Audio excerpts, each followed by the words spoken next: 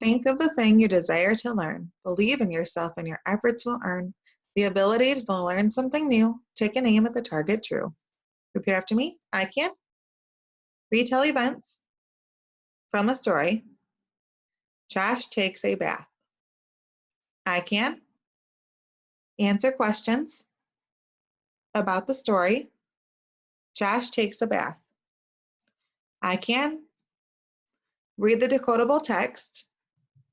Josh takes a bath. Gather around together and listen up well.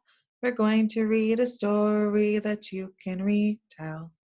When you read the story, you will grow. At the end, you'll say back what you know.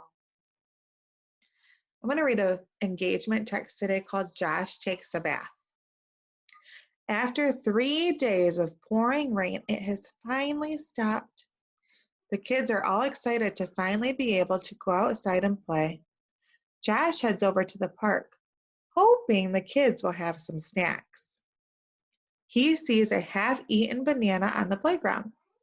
There is a huge puddle in the middle, so he walks on the balance beam to go over it. Just as he is scurrying across the beam, he hears his name, Josh!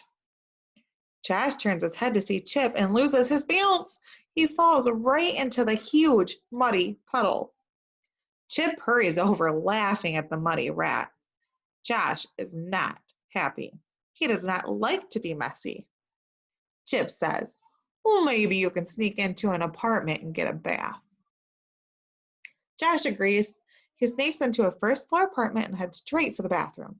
He looks up at the big tub and realizes that he doesn't know how to turn on the faucet. So he walks to the kitchen. There is a big cup full of water, but Josh thinks, I don't think I can fit in there, and it's so tall that I might get stuck. So Josh leaves the apartment and walks into the alley. Then he has an idea. He sees a lid had fallen off of a trash can. It had turned upside down during the big rainstorm and is filled with water. Josh belly flaps into the lid full of water with a big splash. He swims around doing the backstroke and then floating on his back. He is having so much fun. Finally, his fur is mud-free. He hops out of the trash can lid and goes back to the park to dry off. The sun is shining brightly now. He finds a nice sunny spot on the sidewalk. He is so warm and comfy that he starts to fall asleep, but dreams of swimming in a pool of his own someday. What a great story. Today I have some comprehension questions for you. That's to see how much you understood from our story. The first question says, how does Josh get dirty? So think back to the beginning of our story. How did Josh get dirty? Yeah, he was walking across a balance beam and he fell off of it right into a puddle. Where does Josh find to take a bath? Where did Josh finally get to take a bath? Yeah, he took a bath in a trash can lid that had fallen off and filled with water. In the story, it says he swims around doing the backstroke, then floating on his back. What does backstroke mean? Think about if you've ever heard anybody say that while they're swimming with you. If somebody does the backstroke, what do you think that might mean? Think about the word. It's kind of giving you a hint. Back stroke. A stroke is when you move your hands back and forth, over and over. And then the word back tells you that they're moving their hands backwards. So it's a backstroke is when you're moving your hands backwards over and over. And after Josh gets out of the lid, it says that his fur was mud-free. What do you think that it means when his fur is mud-free? Yeah, that would mean that there's not any more mud in him. He cleaned it all off. When Josh found a sunny spot on the sidewalk, the story said he was so warm and comfy. What other words could the author have used for comfy? What's another way to say that somebody's comfy or something's comfy? Think about your couch or your bed.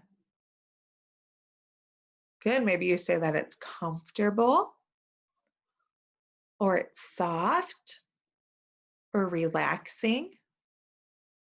Good. Those are all good words. Why does Josh lie in the sun? Why did Josh lay in the sun at the end of the story? Let's look back over here. It said he hops off the trash can lid and goes back to the park to dry off. So he wanted to go dry off. That's why he went back to the park. And he found a nice spot on the sidewalk that was warm and sunny and comfy. Good. And what from the story makes you know that he laid in the sun to get dry? Where did it say that? He finds a nice sunny spot on the sidewalk. He is so warm and comfy that he starts to fall asleep. Good. So we found evidence in the text. That's how we knew that he laid in the sun to get dry, from the evidence in the text. All right, we're going to read our own decodable reader now. Now we'll read a story with letters that we know. Get your finger ready to follow the flow. When we see a word, we'll stop and look and get our mouths ready to read the book. So one thing I like to do when I read a book is I kind of glance at each page to see what words I already know on it. So on this page, I already know is in the. I think I know this word. I see a picture of Josh, so I think it's Josh's name. Josh. Yep, I was right. Josh is in the, what do you think would make sense there? Yeah, the mud. You see that in the picture. We're using a good strategy that readers use. Readers like to look at the picture for clues. So we already know how to read these pages. Repeat after me. Josh takes a bath. Josh is in the mud. Good. Now I'm going to glance at the page again, see what I know. See if there's any words I need to sound out. Oh, I don't know this word. I'm going to sound this one out. Get. This word I figured out by looking at the picture. Tub. All right, repeat after me. The tub is big. He cannot get in.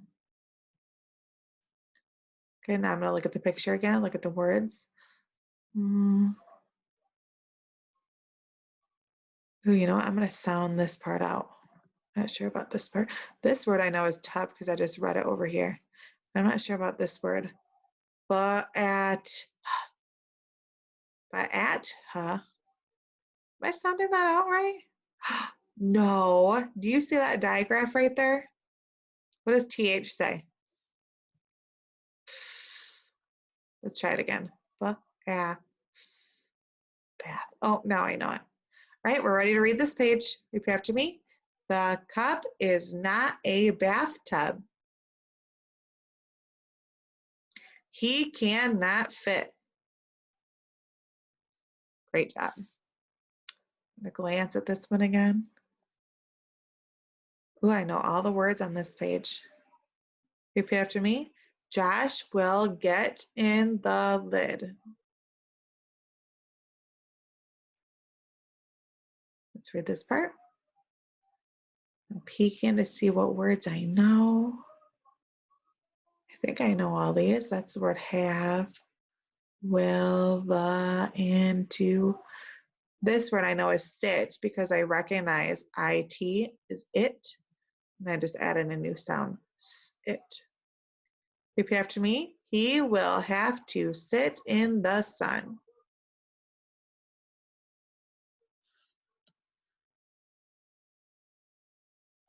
Ooh, I'm going to sound out this word really quick. What at, say it fast, wet.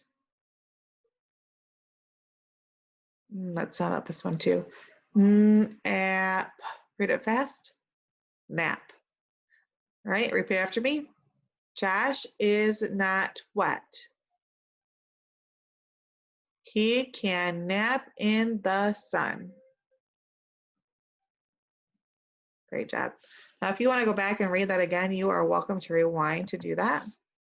We're going to move on to reflect on our learning. Today we saw some digraphs, the TH. So when we see the letters TH at the end of a word, like in bath, how can you remember the sound that it makes? Think about our letter sound chant that we learned towards the beginning of the year. How did we know what the TH sound made? What picture did we see on our card? Yeah, this one right here. It's a picture of a mouth with a tongue sticking out. Everyone stick out your tongue. Make the TH sound. Great job. How does that help us with reading and writing, knowing that TH sound? Think about when I read the word bath wrong on the other page and I sounded it out like this. Bat. I was so confused because I had never heard that word before. It sounded like a nonsense word. But once I remembered that the T and H are a digraph and they say a different sound, then it made sense to me. Bath. So you were right by saying that reading and writing is easier if we know our digraphs, TH, because we can sound out words we don't know. Great job today in your reading.